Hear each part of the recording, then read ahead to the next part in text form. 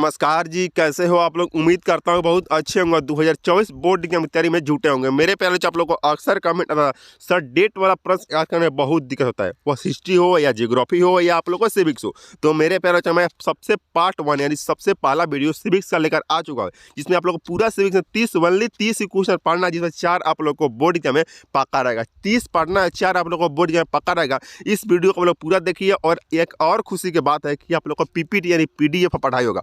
पहले पीडीएफ नहीं पढ़ा था, अब आप लोग को पीपीटी पढ़ाई होने वाला है। अब डेली पीपीटी पढ़ाई होगा यानी पीडीएफ पढ़ाई होगा।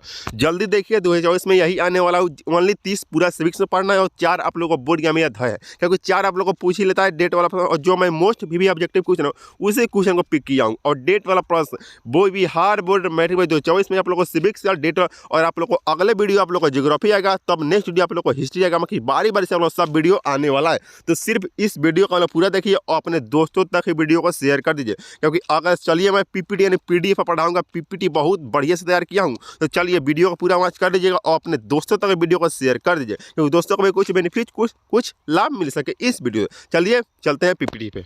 मेरे प्यारे जो फर्स्ट नंबर क्वेश्चन बढ़ता है, मेरे प्यारे जो कुछ नंबरिंग मिस्टेक है, इसके लिए सबसे पहले क्षमा प्राप्ति हूँ। चलिए फर्स्ट नंबर, कृषि कार्य में महिला की भागीदारी है। कृषि कार्य में महिला की भागीदारी कितनी है? 50%, 40%, 10%, 20%। तो कृषि कार्य में महिला की भागीदारी 40%, ऑप्शन बी इसका राइट आंसर हो जाएगा। चलिए अगले दूसरे नंबर क्वेश्चन बढ़ते हैं। बिहार में पंचायती राज व्यवस्था का कार्यकाल है। बिहार में पंचायती राज व्यवस्था का कार्यकाल है, तो बिहार में पंचायती राज व्यवस्था का कार्यकाल 5 वर्ष है। ऑप्शन बी इसका राइट आंसर हो जाएगा। पूरा सिविक्स से यही क्वेश्चन मैं पिक किया हूँ मेरे प्यारे। पूरा मिस्ट भी ऑब्जेक्टिव क्वेश्चन देखिए।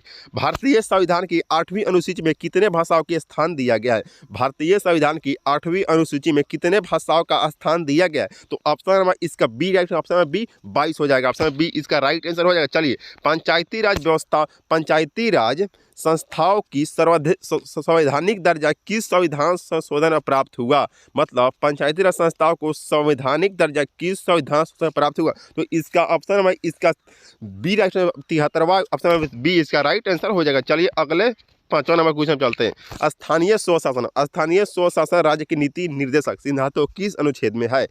स्थानीय स्वशासन राज्य की नीति निर्देशक सिद्धांतों को किस अनुच्छेद में है? तो इसका ऑप्शन नंबर इसका हो जाएगा अनुच्छेद 40। ऑप्शन नंबर सी इसका राइट आंसर अनुच्छेद 40 में था। ऑप्शन सी इसका राइट आंसर हो जाएगा। चलिए 6ठा नंबर क्वेश्चन में बढ़ते हैं। भारतीय लोकतंत्र में सत्ता के विरुद्ध जनाक्रोश किस दशक में प्रारंभ हुआ?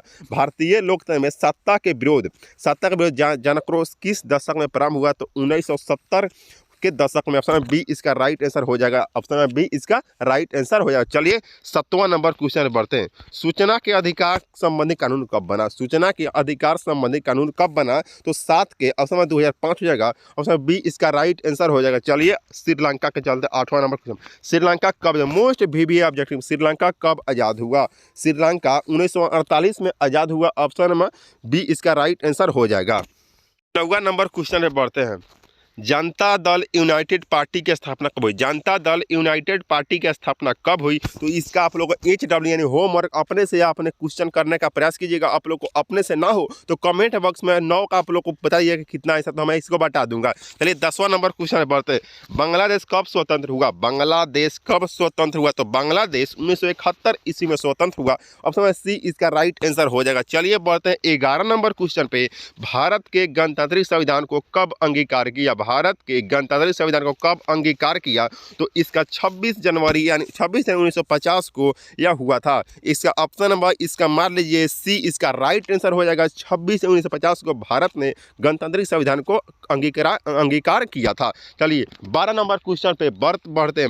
वर्तमान में भारत में कितने केंद्र शासित प्रदेश है? मोस्ट वीवी ऑब्जेक्टिव सिविक्स में मोस्ट जो डेट वाला प्रश्न है, मोस्ट वीवी ऑब्जेक्टिव क्वेश्चन है। वर्तमान में भारत में कितने केंद्र शासित प्रदेश है? तो 8 इसका ऑप्शन नंबर सी इसका राइट 8 हो जाएगा। चलिए 13 नंबर क्वेश्चन में बढ़ते हैं। भारतीय राष्ट्रीय आपातकाल की घोषणा कब हुई? भारतीय राष्ट्रीय आपातकाल की घोषणा कब हुई? भारतीय राष्ट्रीय आपातकाल की घोषणा 1975 ईस्वी में हुआ। ऑप्शन बी इसका राइट आंसर हो जाएगा। चलिए आगे बढ़ते हैं 14 नंबर क्वेश्चन पे। सिंगापुर कब आजाद हुआ? सिंगापुर कब आजाद हुआ? तो सिंगापुर आप लोग को 1965 ईस्वी में आजाद हुआ, यानी आप लोग को राइट आंसर डी इसका राइट आंसर हो जाएगा। सिंगापुर 1965 ईस्वी में आजाद हुआ। चलिए बढ़ते हैं आगे 15 नंबर क्वेश्चन में। आज दुनिया लगभग कितने देशों में लोकतंत्र विद्यमान है, मतलब आज दुनिया में लगभग कितने देशों में लोकतंत्र विद्यमान है, तो इसका राइट आंसर हो जाएगा 15 का आप लोग को 100 देशों में। ऑप्शन नंबर ये इसका राइट आंसर हो जाएगा। चलिए फिर आगे बढ़ते हैं 16 नंबर क्वेश्चन पे। बिहार में पंचायती राज संस्थाओं में महिलाओं के लिए कितने सीट आरक्षित है? बिहार में पंचायती राज संस्थाओं में महिलाओं के लिए कितनी सीट आरक्षित है? तो 16 का आप लोग को 50% आरक्षित है महिलाओं के लिए। अब समय ए इसका राइट आंसर हो जाएगा। चलिए 17 नंबर क्वेश्चन पे बढ़ते हैं, क्योंकि मेरे पास आप लोग को यही सब आप लोग को बोर्ड एग्जाम में क्वेश्चन पूछा था। इजी क्वेश्चन होता है, आप लोग इजी वे में इसको बना सकते हो। इतने जितना मैं 30 बता रहा हूँ उतना आप लोग को पढ़ना है, आप लोग को बोर्ड में 4 नंबर पाना है। चलिए 17 नंबर क्वेश्चन में बढ़ते हैं। भारत में मतदाता होने की न्यूनतम आयु क्या है? यह आप लोग को 1-2 का बच्चा भी बता देगा। भारत में मतदाता होने यानी भारत में कितने वर्ष के बाद आप लोग को मतदान यानी वोट दे सकते हो? 18 वर्ष। सी इसका राइट 18 वर्ष हो जाएगा आप लोग को, तब आप लोग मतदान यानी वोट दे सकते हो। किसको? आप लोग का नेता को। चलिए 18 नंबर क्वेश्चन में बढ़ते हैं। 15वीं लोकसभा चुनाव में पूर्व लोकतंत्र महिला की भागीदारी थी। 15वीं लोकसभा चुनाव में आप लोग को पूर्व लोकतंत्र महिलाओं की भागीदारी थी। 10% महिलाओं की भागीदारी, ये इसका राइट आंसर हो जाएगा। 19 नंबर क्वेश्चन पे बढ़ते हैं। न्यू विश्व सर्वेक्षण के आधार पर भारतवर्ष में मतदाताओं की संख्या लगभग है, मतलब न्यू विश्व सर्वेक्षण के आधार पर भारतवर्ष में मतदाताओं की संख्या लगभग 71 करोड़, मतलब मतदान करने वाले लोग 71 करोड़ है। अब समय बी इसका राइट आंसर है न्यू विश्व सर्वेक्षण, न्यू विश्व में। चलिए आगे बढ़ते हैं। 20 नंबर क्वेश्चन है।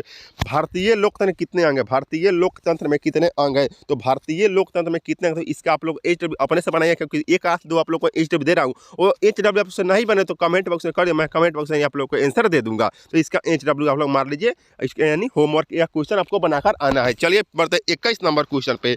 16वीं लोकसभा का चुनाव किस वर्ष हुआ? 16वीं लोकसभा का चुनाव किस वर्ष? 16वीं लोकसभा चुनाव हुआ 2014 में। ऑप्शन नंबर सी इसका राइट आंसर हो जाएगा। चलिए आगे बढ़ते हैं।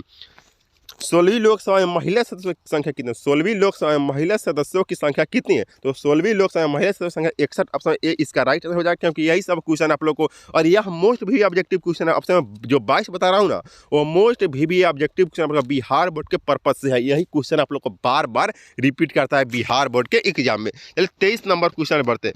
15वीं लोकसभा में महिलाओं की कितनी भागीदारी थी? 15वीं लोकसभा में महिलाओं की भागीदारी, तो 15वीं लोकसभा में महिला की भागीदारी 10.86%। ये इसका राइट, क्योंकि आप लोग को 86 पर ये सीधे नहीं कहता, क्योंकि 8-6 कहना पड़ता है पॉइंट के बाद। जब भी कहता है आप लोग 8-6, आप लोग 86-87 नहीं बोल सकते हो। चलिए आगे बढ़ते हैं 24 नंबर क्वेश्चन पे। वर्ष 1975 में भारतीय राजनीति किस लिए जाना जाता है? वर्ष 1975 में वर्ष 1975 में भारतीय राजनीति किस लिए जाना था? मेरे पे जो ये मैं अपने अनुसार से बहुत मोस्ट भी ऑब्जेक्टिव क्वेश्चन जाना, तो इसको मैं पिक किया हूँ। तो इसके देश के अंतर्गत आपातकाल लागू हुआ था। ऑप्शन सी इसका राइट आंसर हो जाएगा। चलिए आगे बढ़ते हैं। निम्न में से कौन पंचायती राज व्यवस्था का दूसरा स्तर है? मतलब निम्न में से कौन सा पंचायती राज व्यवस्था का दूसरा स्तर है? तो 25 का आप लोग का राइट पंचायत हो जाएगा, पंचायत समिति। ऑप्शन सी इसका राइट आंसर हो जाएगा, पंचायत समिति। ऑप्शन सी इसका राइट आंसर हो जाएगा। चलिए आगे बढ़ते हैं। चलिए आगे बढ़ते हैं। कौन से अधिनियम द्वारा सरकार का तीसरा स्तर बनाया गया है? तो इसका 26 का आप लोग राइट आंसर मार लीजिए। 26 का आप लोग का 73वां संशोधन। ऑप्शन बी इसका राइट आंसर हो जाएगा। चलिए आगे बढ़ते हैं 27 नंबर क्वेश्चन पे।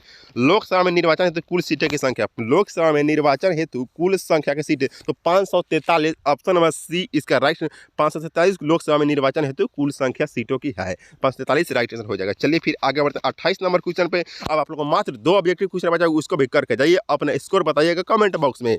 निम्न में से कौन पंचायत की व्यवस्थापिका सभा है? निम्न में से कौन पंचायत की व्यवस्थापिका सभा है? तो इसका ग्राम सभा ऑप्शन ए इसका राइट। यही सब क्वेश्चन सिविक्स में पूछा था बिहार में। 2 बात में अब जाना कि मोस्ट भी ऑब्जेक्टिव पूछा है, तो उसको पिक कर लिया हूँ। चलिए फिर आगे बढ़ते हैं 29 नंबर क्वेश्चन पे। ग्राम कचहरी के मुकदमे सुलझाए जाते हैं। ग्राम कचहरी के मुकदमे सुलझाए जाते हैं, तो ग्राम कचहरी के मुकदमे ए और बी हो जाएगा। इसका ए और बी दोनों, मतलब दीवानी मामले और फौजदारी में दोनों में, तो सी इसका राइट आंसर हो जाएगा। चलिए बढ़ते हैं लास्ट क्वेश्चन पे। लोकतंत्र की सफलता की चुनौती है। लोकतंत्र की सफलता की चुनौती है, तो 30 का आप लोग मार लीजिए। लोकतंत्र की सफलता की चुनौती है, तो लोकतंत्र की सफलता की चुनौती आप लोग को मार लीजिए, अपर सही हो जाएगा। ऑप्शन ए इसका राइट आंसर हो जाएगा। सॉरी बच्चों, मेरे प्यारे बच्चों, मैं इतना ही बताने का मैं प्रयास कर रहा था। आप लोग को उम्मीद करता हूँ 30/30 सही किए होंगे और आप लोग को 2 जो HW दिया हूँ उसको भी आप लोग अच्छा तरह से आप लोग बना लीजिएगा और नहीं बने तो कमेंट हो सका मैं कमेंट बॉक्स में उसका आंसर दे दूंगा। इतना ही बताने का प्रयास कर रहा था।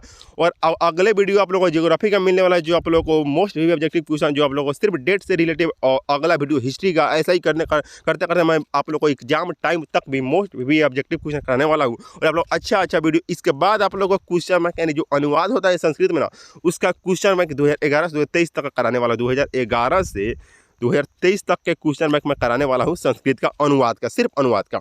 तो इस वीडियो को लाइक कीजिए, सब्सक्राइब कीजिए और अपने दोस्तों तक वीडियो को शेयर कीजिए, क्योंकि दोस्तों को कुछ बेनिफिट, कुछ लाभ मिल सके, और अपने दोस्तों को भी कुछ शेयर कर दीजिए, क्योंकि आप लोगों को शेयर करना बनता है, क्योंकि आप लोगों को इससे 4 नंबर कन्फर्म हो रहा है, इतना आप लोग समझ ले।